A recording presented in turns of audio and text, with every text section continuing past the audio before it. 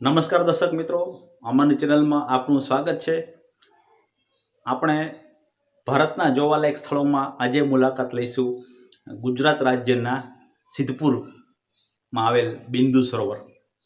બિંદુ સરોવર આપે નામ તો સાંભળ્યું જ હશે, છતાં આપણે બિંદુ સરોવર ક્યાં આવેલું છે, તેમાં આવવા જવા માટે કેવી વ્યવસ્થા છે અને તેમનું મહત્વ શું છે, તે અનેક વાતો લઈને આપણે આ વિડીયોમાં આવીશું।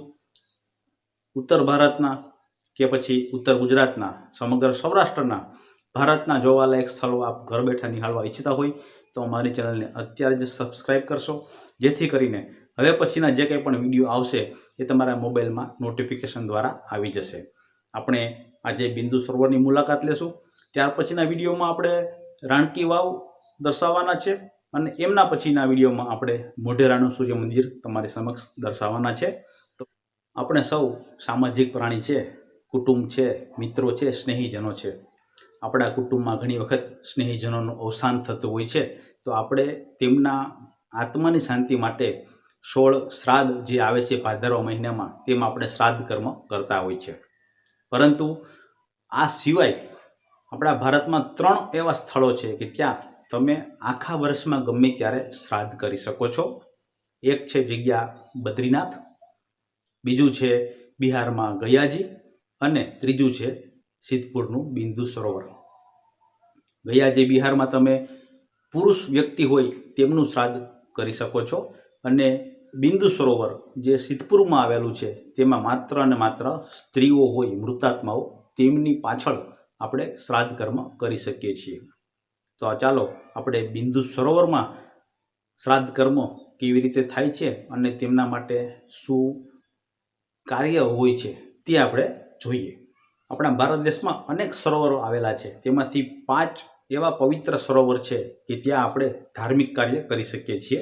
એક છે કૈલાસ માનસરોવર, બીજું છે નારાયણ સરોવર, ત્રીજું છે પુષ્કર સરોવર, ચોથું છે પંપા સરોવર અને પાંચમું છે બિંદુ સરોવર।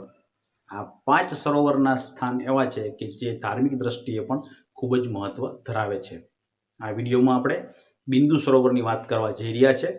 બિંદુ સરોવર સુધી તમારે પહોંચવા માટે કયા રસ્તે તમે આવી શકો તેમની ટૂંકમાં વાત કરીએ। જે લોકો ભારતમાંથી અથવા વિદેશમાંથી હવાઈ માર્ગે આવવા ઈચ્છતા હોય તે લોકોને અમદાવાદ સુધી એરપોર્ટની વ્યવસ્થા છે અને ત્યાંથી તમે સડક માર્ગે આવી શકો છો। જે લોકો ટ્રેન મારફત આવવા ઈચ્છતા હોય તો તેમાં પણ પાટણ નજીકમાં નજીક સ્થળ આવેલું છે કે જે અન્ય રાજ્યો સાથે પણ જોડાયેલું છે, ત્યાં સુધી તમે આવી શકો છો અને ત્યાંથી તમે વાહન દ્વારા સિદ્ધપુર આવી શકો છો। અને જે લોકો બસમાં અથવા તો પોતાનું ખાનગી વાહન લઈને આવવા ઈચ્છતા હોય તેઓ તો અમદાવાદ થઈને બાજુમાં સિદ્ધપુર અને પાટણ બંને નામ જોડાયેલા છે, પણ સિદ્ધપુર દૂર છે અને પાટણ પણ થોડુંક દૂર છે, તો ત્યાં પણ તમે આવી શકો છો। તો આ વાત કરીએ આપણે તમારે બિંદુ સરોવર સુધી પહોંચવા માટેની। બહાર ગામથી આવેલા લોકો માટે ત્યાં રહેવાની પણ વ્યવસ્થા છે, ઘણા બધા ધર્મસ્થાનો પણ છે, ધર્મશાળા પણ છે। તમે જો ત્યાં રાત્રે આવી ગયા હોય તો સુવાની વ્યવસ્થા પણ છે, જે અલગ અલગ તમને જેમ ઠીક લાગે એ મુજબ તમે ત્યાં રોકાઈ અને સવારે તમારું પવિત્ર કાર્ય હોય તે કરી શકો છો। અહીં સિદ્ધપુરના બિંદુ સરોવરમાં ભગવાન પરશુરામે તેમની માતા રેણુકાનું શ્રાદ્ધ કર્મ કર્યું હતું। આદિ શંકરાચાર્ય ભગવાને પણ તેમની માતાનું શ્રાદ્ધ અહીં કર્યું હતું। ધાર્મિક દ્રષ્ટિએ ઘણું બધું મહત્વ છે। તે વધુ મહત્વ જાણવા માટે તમે અહીં આવો એટલે તેમના જે પંડિત હોય છે તેમના દ્વારા તમને સ્થળ વિશે ઘણી બધી માહિતી મળી શકે છે। હવે આપણે વાત કરીશું અહીં સુધી તમે પહોંચી ગયા હોય ત્યાર પછી શું કરવું। અહીં તમે બિંદુ સરોવર પહોંચો અને તમારે પિતૃ કાર્ય કરવું હોય, એટલે કે સ્ત્રી પાત્ર માટે જ અહીં કાર્ય કરવાનું હોય, તો તમે કોઈ પણ પંડિતને તમે તમારું ગામનું નામ, તમારી જ્ઞાતિ જાતિ, તાલુકો કે જિલ્લો બતાવો એટલે ઘણા બધા પુસ્તકો, જેને કહી શકાય કે ચોપડા ત્યાં છે, એકદમ મોટા મોટા ચોપડા આવેલા છે કે ત્યાં તમારા કુટુંબના કોઈ પણ વ્યક્તિ જો 7 પેઢી સુધીમાં પણ અહીં સિદ્ધપુર આવેલા હોય તો તેમના નામ તમને જોવા મળશે. માની લો કે તમે પહેલી વખત બિંદુ સરોવર ગયા અને તમે તમારું નામ, તાલુકો બધું જણાવ્યું, અને એવું બને કે તમારા કુટુંબના કોઈ 50 વર્ષ પહેલાં કે 70 વર્ષ પહેલાં ગયા હોય, તો એ વખતે તેમના જે પંડિત હોય એ પંડિત એ તમારા પંડિત ગણાશે. અને અત્યાર સુધીમાં જો કોઈ પણ પંડિત તમને મળ્યા જ ન હોય, તમે પહેલી જ વખત તમે જો ગયા હોય અને જે પંડિત તમારું પિતૃ કાર્ય કરે, તો હવે પછીના વર્ષોમાં જે તમારી પેઢીના કોઈ પણ લોકો ત્યાં આવશે તો તેમના પંડિત તે ગણાશે. આ એકદમ વ્યવસ્થિત વ્યવસ્થા ત્યાં પંડિતોની છે, જેથી આવનાર લોકો કોઈ પણ મુશ્કેલીમાં ન મુકાય અને અવ્યવસ્થા ન થાય. સામાન્ય રીતે 1.5 થી 2 કલાક જેટલી વિધિ હોય છે. પવિત્ર બિંદુ સરોવરમાં સ્નાન કર્યા પછી આપણે તે વિધિ કરી શકીએ છીએ. બાજુમાં પવિત્ર પીપળાનું વૃક્ષ પણ છે, પરશુરામ ભગવાનનું મંદિર પણ છે, અને અન્ય ઘણા બધા મંદિરો પણ આવેલા છે.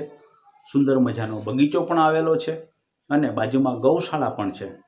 તમે શ્રદ્ધાથી ત્યાં જઈ અને પિતૃ કાર્ય કરી શકો છો.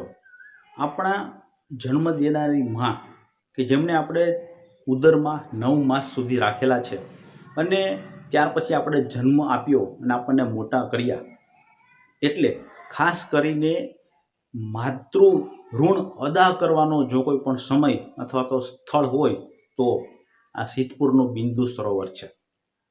એમ કહેવાય છે કે અહીંયા માતાનું શ્રાદ્ધ કરવાથી પુત્રને, જેને કહી શકાય કે ખૂબ જ પુણ્ય મળે છે, અને માતાને જેમનું મૃત્યુ થઈ ગયું હોય તેમની આત્માને શાંતિ મળે છે.